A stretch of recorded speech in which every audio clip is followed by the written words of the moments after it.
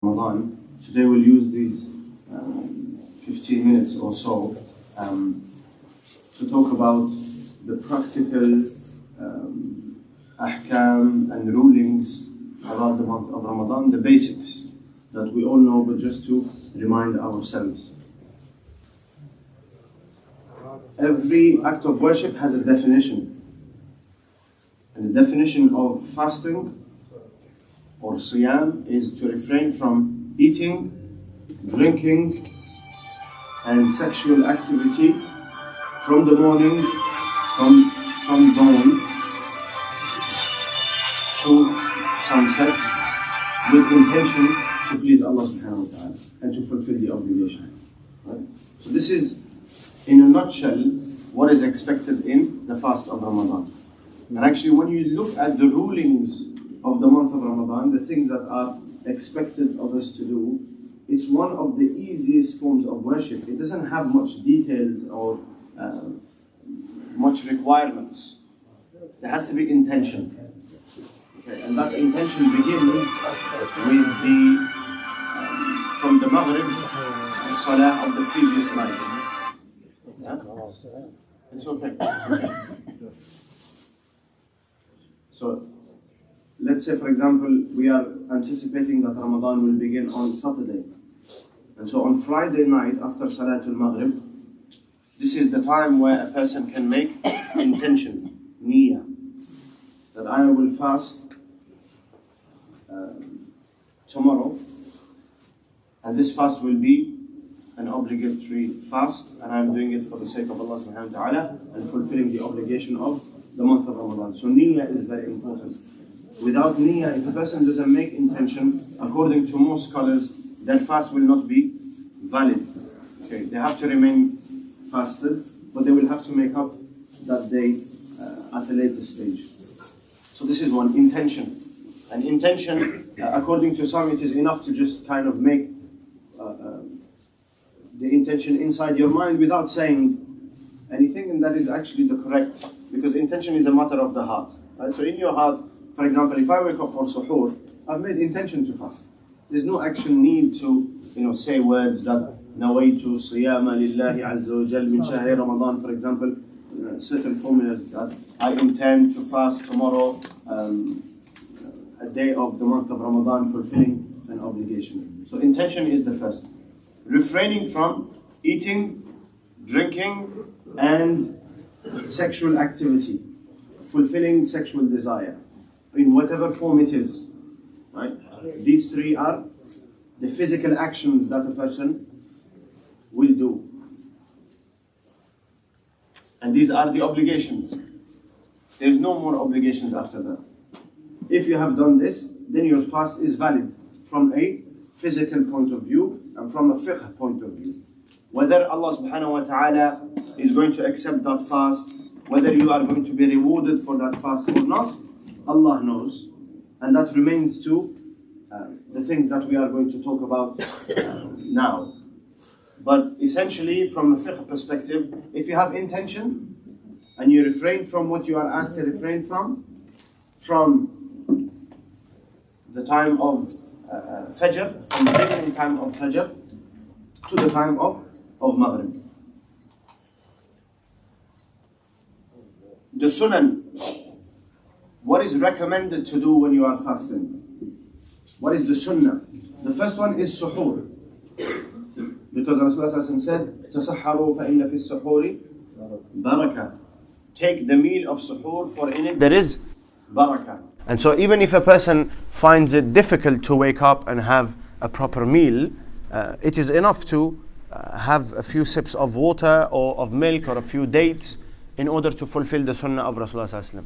So this is one, suhoor.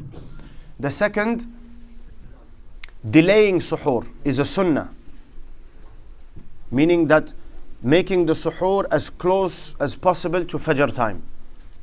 And leaving maybe 10-15 minutes, it's not a requirement, but generally, a Sahabi radiallahu anhu was asked that how long would you eat until? And he said between the end of the suhoor and the time of Fajr, there would be the time to recite maybe 30 verses of the Quran, for example, Surah Al-Mulk. So that leaves, 5-10 minutes. If you're a slow reader, Surah Al-Mulk will not take you more than 10 minutes. And so, delaying the suhoor as much as possible is what? Is another sunnah. However, one should not delay to the point where your fast becomes endangered. Right? And so right now, in our day and age, we are going with the timetables. Right? And so the time that it says there, you need to stop eating prior to that.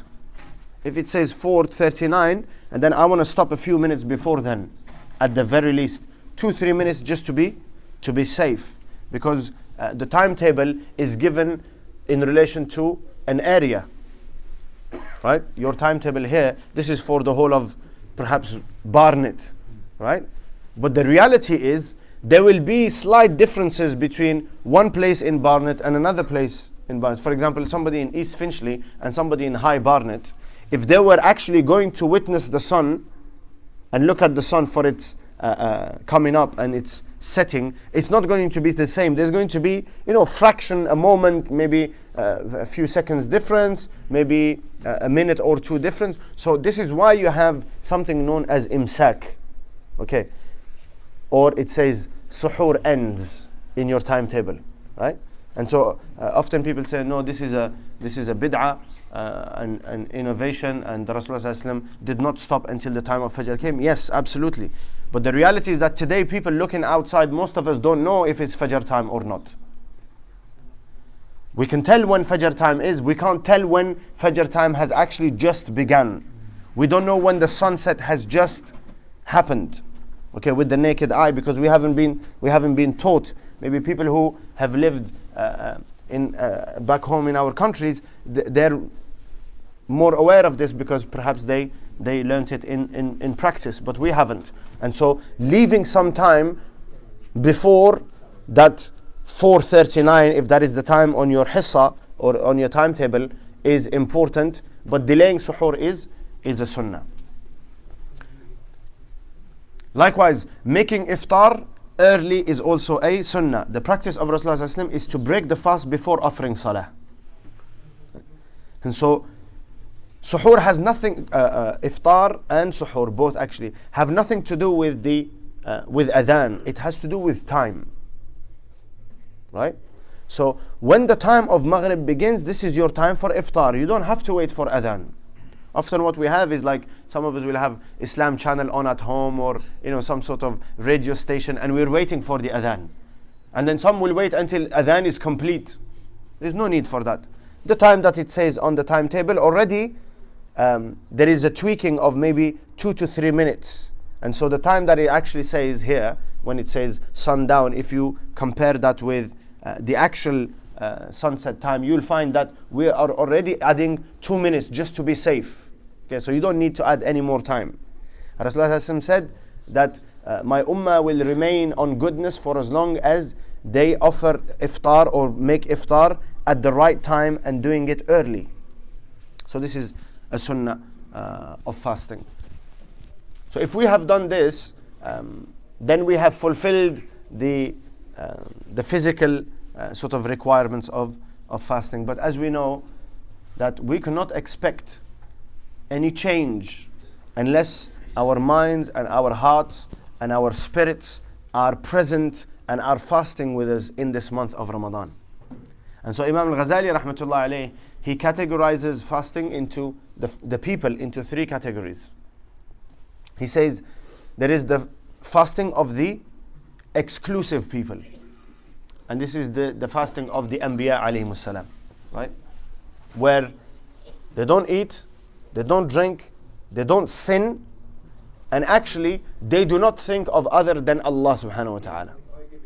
That whole time when they are fasting, their only concern is to please Allah subhanahu wa ta'ala, and they remain focused with Allah subhanahu wa ta'ala throughout. This is very exclusive. We cannot hope to reach that level. Then he says there is the next level down, which is the special people. The special people are the righteous people, the people who benefit most from the month of Ramadan. They refrain from eating, drinking, from the time of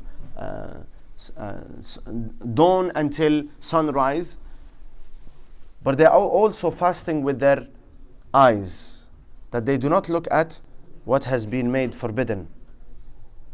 And so not sinning with the eyes, when we say that, automatically what comes to your mind? Don't sin with the eyes. What comes to your mind? Okay, for a man, don't look at women. For a woman, don't look at men. Right? That's what comes to your. But that is not the only sin of the eye. Right? Seeking people's faults and spying is a sin of the eye. Looking down upon someone, like, who are you? I am. This is what? A sin of the eye. And so these people who are going to benefit most from the month of Ramadan are not going to utilize their eyes in order to sin, or as much as possible. Protecting the ears from sinning, which means that you don't listen to haram, and don't listen to anything that is doubtful, right? Anything that you are not certain of, whether it's halal or haram, avoid it. Anything that is going to be a waste of time, right? A sort of entertainment that you are not going to really benefit from, leave it for the month of Ramadan. You are fasting so that it doesn't lead to haram. But essentially, not listening to gossip, not listening to slander, right? In terms of gathering, not eavesdropping on people's conversations. This is also haram. And so protecting the ears, protecting your eyes.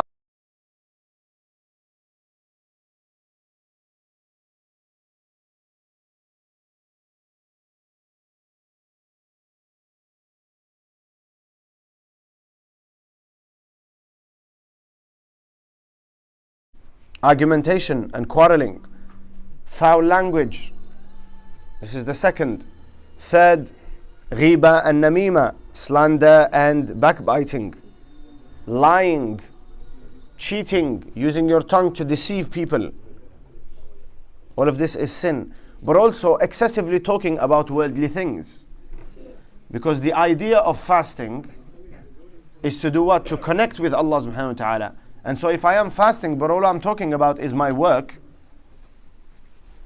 and all I talk about is the politics and what's happening in the world, that is all my conversation, and I'm using up a lot of my time doing that, then I am not making the benefit. I'm not benefiting from my fast in the sense that I want to connect with Allah subhanahu wa ta'ala and prepare for akhirah. Likewise, protecting one's belly. And so this could mean that at the time of iftar, I am ensuring that I am eating what? Halal. Right? But also, it means that when I do break my fast, I should have a light meal. It shouldn't be where I am just making up for the 2 meals that I have missed in the day, which is unfortunately, and Imam Ghazali says, if you do that, then you've missed out. You've missed out on the benefit of fasting. He says you've just rearranged your meals. Usually you have 3 meals, and so let's say for example you have 3,000 calories in a day, which you shouldn't, but anyway, in 3 meals, what you've just gone and done is you've put them in 2 meals, or in 1 meal. What's the difference? You're eating the same amount. What you want is reduce the amount. And so how do you reduce the amount? Get up from your table while you are still able to eat.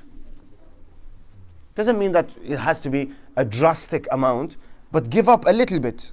You know, when you feel that I am approaching, I'm going to be filled, right? But you know that I can have a few more morsel, and the nafs wants to have a few more, right? It's enjoying the food, and it says, okay, just a few more. You know, there's still time for tarawih and what have you. Stop there.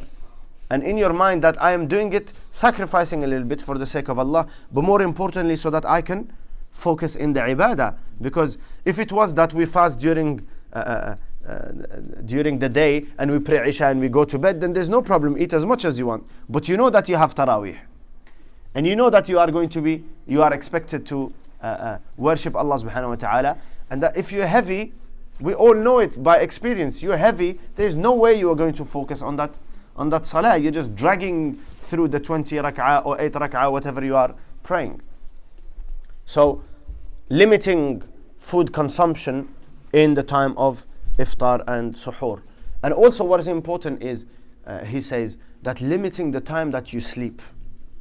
And now this is a very difficult one, especially in the weekend, right? Because you've worked all week, you are fasting, you're exhausted, and Imam Usama and Imam Shawkat take their time in Taraweeh. And so, you know, all of the days, what's happening is you're only getting maybe 4 hours sleep, 5 hours sleep, and then you go to work. 4 hours sleep, 5 hours sleep, and then you're going to work. And come the weekend, you just want to just sleep until Dhuhr or Asr or whatever it is. Yeah, wake up and I'll pray, but you want to have a lazy day. Avoid that, because you are just allowing for time to go without making use of it. Although the Rasulullah informs us that the fasting person, when he is sleeping, he or she is sleeping, they are being rewarded. Because what's the point of resting in the fast? That you regain energy. Obviously you can't eat, so you regain energy by a little nap. Okay, so you are rewarded for that. Only it shouldn't be excessive. Okay, so if your habitual hours of sleep is 7 hours, then sleep 7 hours. Don't make an excuse, because I'm fasting, I'm going to bump it up to 9.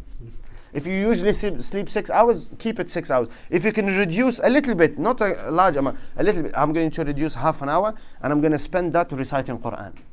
I'm going to spend that making dhikr. I'm going to spend some of it maybe offering some nafil salah. I'm going to spend some of it even just in the masjid. Okay, that would be good.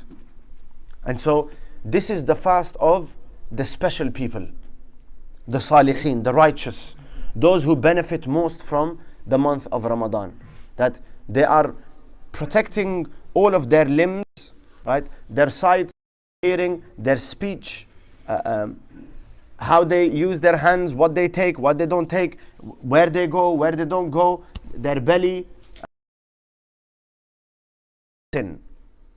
And then they are reducing sleep and reducing food, because the idea of the fast is to connect with Allah subhanahu wa ta'ala by weakening your passions and your desires. And you can only do that by lessening your sleep and your food. This is why Allah subhanahu wa ta'ala asks us to fast during the day, and He asks us to pray during the night.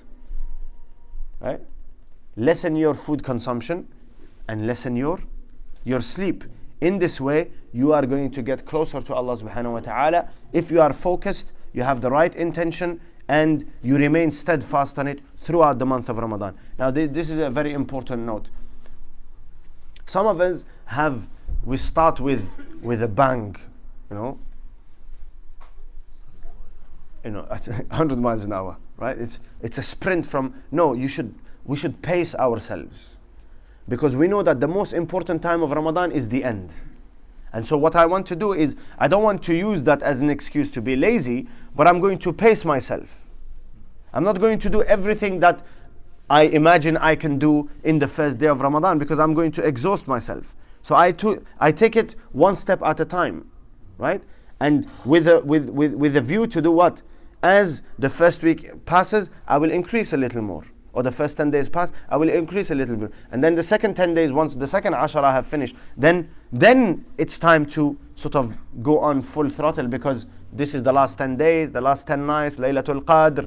We want to i'tikaf, the time where Rasulullah made i'tikaf, so we want to benefit the most from these last 10 days of Ramadan. So pace ourselves.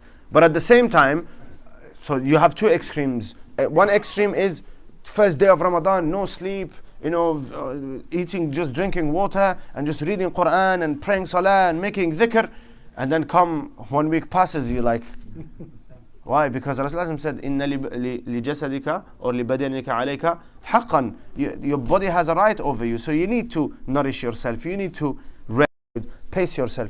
The other extreme is when Ramadan begins, inshallah, and then Ramadan starts the first day. Inshallah, I just need a few days just to get into the rhythm, and then the first few days go, and then you say, okay, 10 days, and then what happens is, that's it. If you don't make use of those few days of Ramadan, know that you're going to waste the rest of Ramadan. There is no way that Ramadan starts and you have the first, let's say for example, 5 days, you're just very relaxed about it and you're just fasting and barely doing the obligation and the minimum, and then at some point you're going to get some motivation, and no. The rest of your Ramadan will go like that. Actually, you're going to get worse. And so, don't be lazy, but at the same time, don't be over enthusiastic. Pace ourselves. What we want is, like we said, we want to fulfill the obligation. We want to do the sunnah, which is the suhoor and the iftar, and ensuring that we are refraining from sin, from all sins. If I manage to pray my fara'id,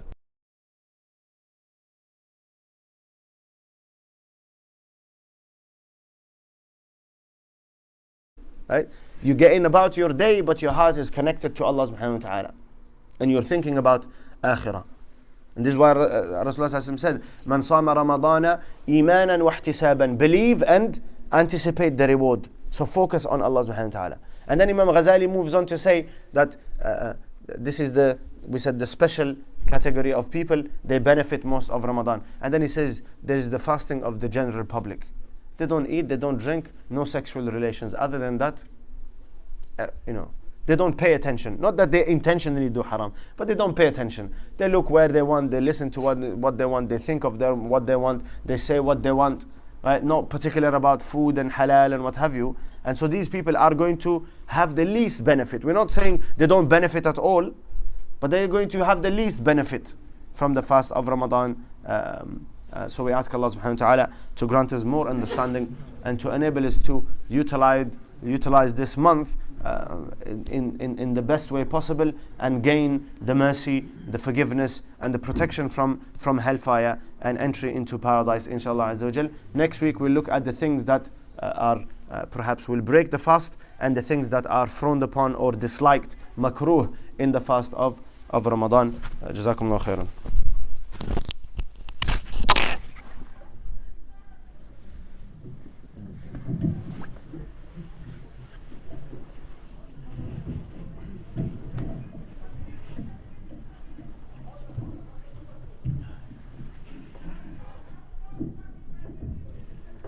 الله أكبر الله أكبر الله أكبر الله أكبر أشهد أن لا إله إلا الله أشهد أن لا إله إلا الله أشهد أن محمدا رسول الله أشهد أن محمدا رسول الله حي على الصلاة حي على الصلاة حي على الفلاح حي على الفلاح الله أكبر.